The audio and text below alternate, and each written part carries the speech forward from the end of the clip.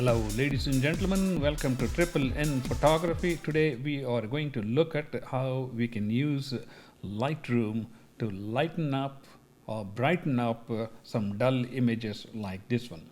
This is an image which I just picked up from Google Images, and as you can see, the image looks kind of dull and it has some colors, but the overall kind of looks washed out. Let's see what Lightroom can help us to achieve. If you don't know how to bring the image into the Lightroom, you simply go to the library, then you can go to the folder where you have saved the images, and from there you can drag and drop the image into the Lightroom. After that, we're going to switch over to develop, and this is where we are going to be working on. Since this is a scenic picture, we don't need to worry about white balance because we are interested in making it more colorful, bright, and attractive. So first we play with the temperature and see which one works best. I don't think anything is going to make a big difference here, so we're going to leave it there, and we're going to go here. There's too green, there's too pink, and let's see. I'm just going to leave it like 20 or so. So as you can see from here, we are getting some different colorations. That's what we are interested in, making the building look prominent. All the buildings look kind of alive.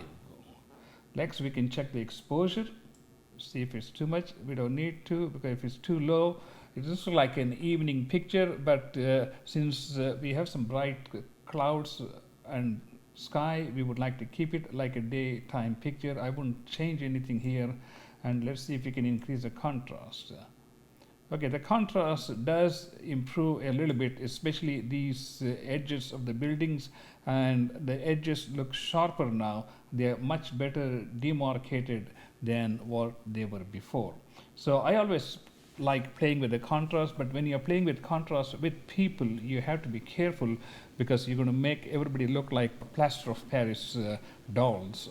So you can use contrast with buildings because they have sharp edges, and whatever you do may be what may look good. So next we're going to go to the highlights. Highlights are something which either you can play with it. I like this one a little bit this way because now the buildings are becoming brighter, the edges are sharper, so I'm going to just leave it at 20%. And let's look at the shadows are the ones which I like the shadows a little bit because it kind of makes each building kind of stand out from the other one. So let's play with the shadows a little bit. Yeah, I'm going to leave the shadows here like plus minus 30 or so. Then the whites, I don't like any whites to be here, so I'm going to make it a little bit down here. But the interesting thing is, if you can see here, the white cloud is going to get more prominence when we move the whites. And I like this one because your sky is sort of very plain. It's kind of dull. So we want to bring life into this one. So what we can do is we can just go over here. I like this one. Now we can see a little blue color and a little more liveliness to the background sky. Blacks, there are some blacks, like particularly here. We can see what we can do with the black. Just pay attention to the black, and you see it became darker. Now the picture is beginning to get some sort of a life as such. So if you leave the black here, and I would leave the black here. Next, I'm going to go down the line here and look at clarity. Clarity is something which we can play with it. That's good because when I'm looking at clarity, I want to see how clearly these panels differentiate from each other. Vibrance is an important aspect of enhancing the picture, and so okay, I'm going to just leave it there. And then I'm going to see saturation. Saturation is something which is going to increase. Okay, now I'm increasing the saturation, and you can see all these building panels are looking much more clearer, warmer, and attractive. So I think I would leave that one there. Next, we're going to go and tackle individual colors as far as their hue, saturation, and luminance are concerned. Let's see if you have any red. There is some red here, and you can see what happens to red when I try to move this red stuff here. And you can see the red sort of comes to life here. And here's another red. You can watch this red, and as I move this red stuff, yeah, somewhere around I think we'll do it. Orange, let's see if there's anything orange. Oh, there's a lot of orange that we can pick up here. Just pay attention to this part here, which is going to become much more lively. Okay, now we have an orange which looks sort of brings up some life into this one. We had the red, orange, green, and I'm interested, this is sort of a green or sort of aqua color. You see which one works better here. Green has no effect, so I'll just leave it there. Aqua is the one which I'm interested in. Aqua also has no effect. Now we're going to go to the blue, which is my favorite one. And as you can see, as I move blue, that's going to change my skyline. So that is a very important aspect of this particular picture, since this is a city line. So we need to make sure that we get a nice contrast between the blue sky and the white clouds. So that's pretty good, so we'll leave it there. Purple, it's not a whole lot of purple in this picture. Magenta, it's not much magenta here. Now we're going to go to the saturation. Saturation is something that's going to fill up a given particular color. So let's look at the red one and pay attention to this red and some edge, red on the edge here. Let's see if we can increase the saturation. Yeah, we can increase the saturation. Not a whole lot, because there's not, as you can see, these panels, they kind of brighten up a little bit by increasing the saturation. Orange, I'm sure it's going to make a difference here. Okay, this orange came to life, so that's good. I'm going to go and see if there's anything yellow-wise, saturation. There's nothing here about yellow. Green,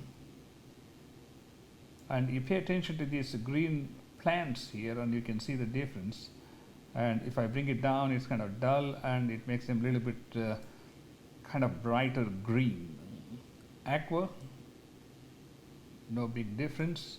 Blue, we increase the saturation to the blue, and now you can see the bluer part of the sky becomes bluer, whereas the white clouds stick out. So I think that's a beautiful way to bring out some of the subtle things in the sky. Next thing, we're going to go to purple. It's not a whole lot about purple. We go to magenta. It's not much there. So we go on to the luminance. Luminance is kind of something that is kind of a radiating feature. It's not something that, it's something that's going to make the picture look more vibrant. As you can see, the buildings sort of become more lively, I should say. So then orange, yeah, I think I like the orange. See, it's kind of makes this part look much better. So that's orange. Go to yellow. It's not much in, like this part is in yellow, so it might look, it's kind of cutting into the plants. Green, increase the green vibrance in the shrubs here. These buttons are too close. Blue, let's see if we can, luminance. We can just pay attention to the blue part of the sky, and as we change the luminance, aqua didn't do much, so I think I like this one, because now the blue part of the sky is looking much better compared to the image that we had before. Purple, that's fine. Magenta, that's not a whole lot. So let's move on to, these buttons are too close. Now we can look at the highlights, the hues, see if we make any difference. Nope. Saturation, I think that's fine. Shadows, this is overall stuff. We already gone through that. Next, we're going to see if we want to sharpen anything to any degree, the building edges and all this. Okay, that looks all right. Next, radius, not much difference, not much difference. Masking, nope. Noise reduction, we can try that one. There's not much of noise here, so we can just leave it in the middle. We can do it. Okay, next we're gonna go and see what else we can do. Contrast, we already done the contrast part, that's good. Okay, then chromatic aberration, all those things we don't usually use, and those are some of the things that we can do here. So if you want to make it look black and white, you can make it look black and white, or you can go back to color. We have a color here. So that's one way to do it. If you want to make this water look a little more vibrant, let's go back to the colors table we had here. And that's like a sort of a, there's no black here. Purple, not purple, blue, aqua should give us some information, not much there. So that should be it. And now we are ready to save this. In order to save this one, we just go to library and we say export. And of course, it's going to bring up this folder which we are working on, that is Little Rock Touches. So that's the folder we're going to use. Little Rock Touch Up. Just call it something Touch Up. Next, it's going to put my logo there, which is highlighted here. NNN logo, and I'm just going to export it. Say give a unique name, and it has saved that picture. Now let's go and compare before and after. Okay, there's our finished product.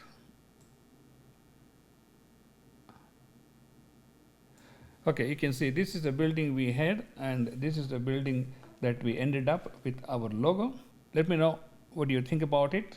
I hope you learned one or two tips on how to take a dull image and turn it into something more attractive. Thank you so much for watching this. Until next time, please do subscribe to our YouTube channel, and thank you so much for watching.